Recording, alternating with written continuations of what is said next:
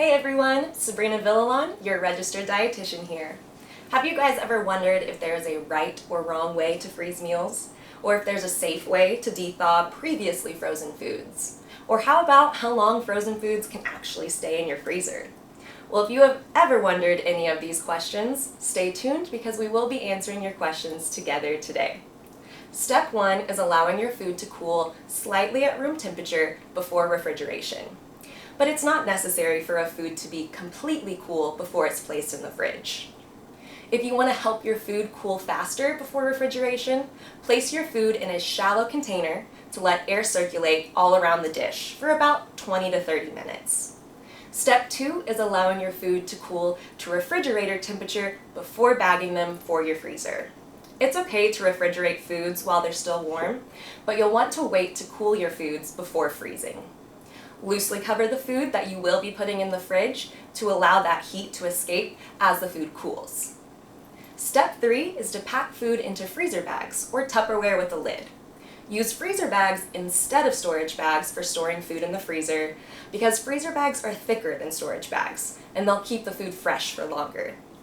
You can speed up the freezing process by freezing foods in a thin, flattened shape in the freezer bags. This will also speed up the thawing process as well. A thicker, more rounded shape will take longer to freeze and thaw through all the way to the middle. Flatter packages will also stack better in your freezer depending on how much space you have. Step 4 is important. To avoid mystery meats and other foods of unknown age and origin, label your food using freezer tape, tape freezer labels, or write with a permanent pin on your food directly. Include information like name, food, packaging date, number of servings, or amount if that's helpful for you, or any additional information that you would like to remember for the future. Step 5 is important for the thawing and reheating process of frozen foods. It's important to not let perishable foods thaw at room temperature. If perishable foods like meat, casseroles, or any frozen meals are left at room temperature during the thawing process, bacteria is given the opportunity to grow, produce heat-resistant toxins that can actually cause foodborne illness. Bacteria that is heat-resistant may not be able to be destroyed during cooking. It's best to plan ahead for a slow and safe thawing in the refrigerator. Small items may thaw overnight in the fridge, whereas items up to about 5 pounds should be thawed in about 24 hours.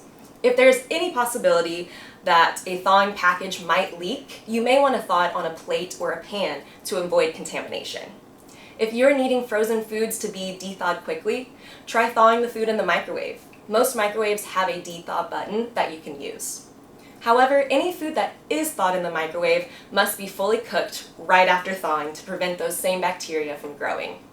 Make sure to use your frozen foods in a microwave-safe dish for that thawing process. Finally, refer to this chart here if you have any questions on how long different food items can remain in your freezer. If you would like a copy of this chart, come see me at the next farmer's market or give me a call and I can get you a copy. Thanks for watching, everyone. Have a great day.